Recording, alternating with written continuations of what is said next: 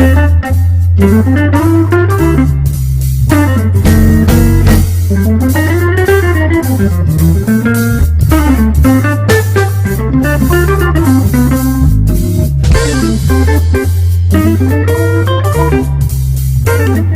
God bless. This is your host, Bishop Smith. Happy to be with you again today. Look, we're dealing with same-sex marriage, so-called, for we know that there's no such thing as same-sex marriage. We had a couple of broadcasts prior to this one that spoke about the activity of homosexuality.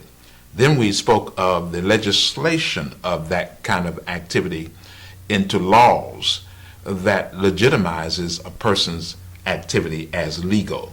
Well, I want to read something out of 2 Peter chapter 2. Speaking of Abraham's nephew Lot, who pitched his tent towards Sodom. So every morning he'd wake up, yawn, look outside his tent, and he would be looking at a city of homosexuals. Now this is what the Bible said was going on.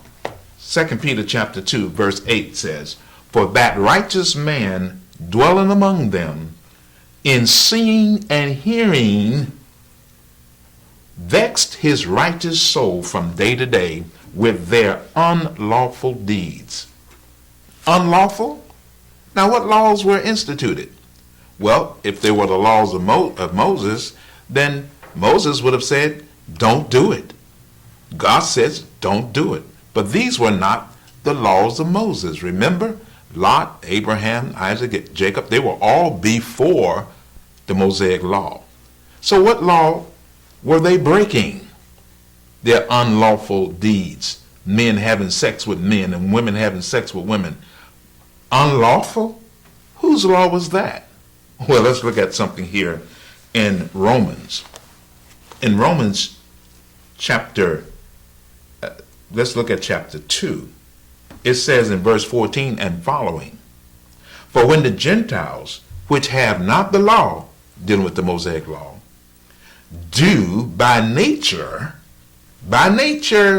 the things contained in the law, these having not the law are a law unto themselves, which show the work of the law written in their hearts, their conscience also bearing witness, and their thoughts the meanwhile accusing or else excusing one another in the day when God shall judge the secrets of men by Jesus Christ according to my gospel," the Apostle Paul says. Well, this law, these laws that were being violated by the Sodomites, by the homosexuals, were the laws that were written in their hearts. By nature, God has inscribed certain laws into the heart of humanity that makes it illegal for a man to have sex with a man or a woman with a woman.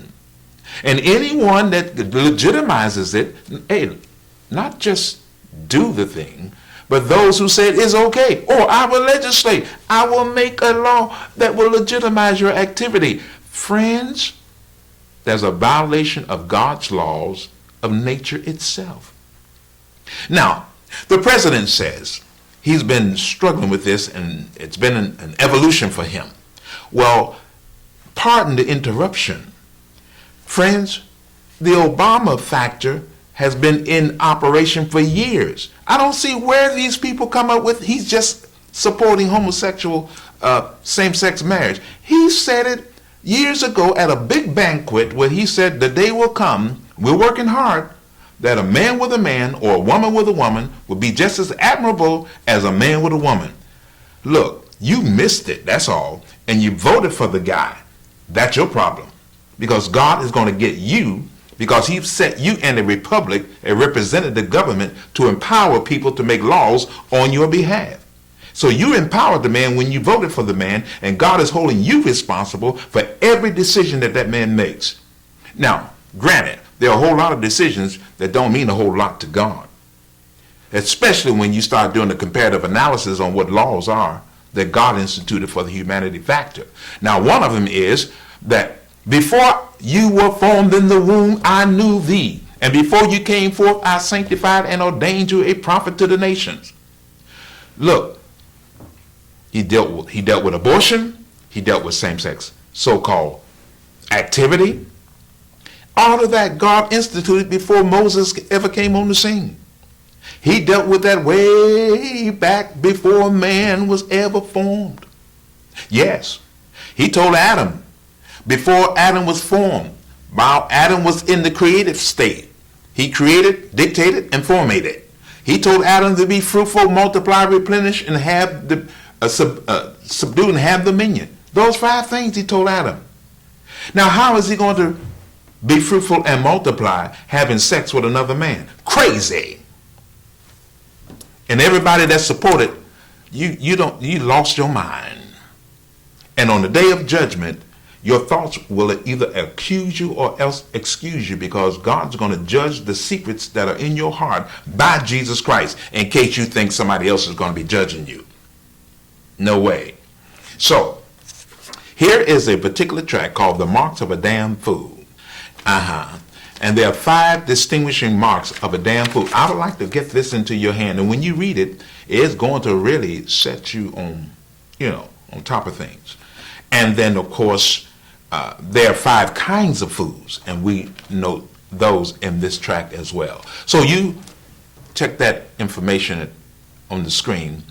Give us a call. Write us. Do something. And we'll get this tract to you. The Marks of a Damn Fool. In the meantime, hey, look, I want to close with this. In Romans chapter 1, verse 21 and following.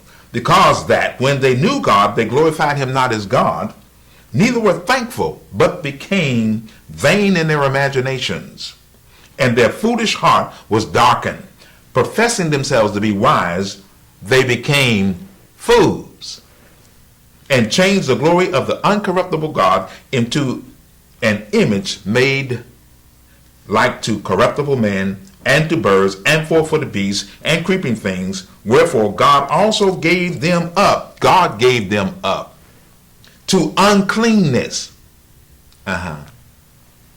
through the lust of their own hearts, to dishonor their own bodies between themselves. When a man is having sex with a man, he is dishonoring his body.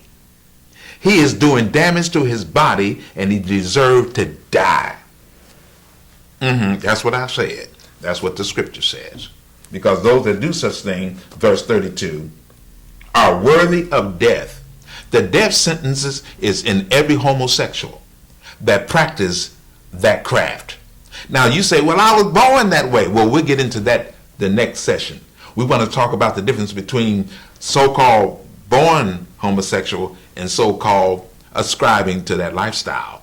Oh my goodness. In the meantime, don't forget, you can get your own track on the marks of a damn fool and understand the 5 types of fools and the 5 marks of a damn fool. Ho ho, spare me, O Lord.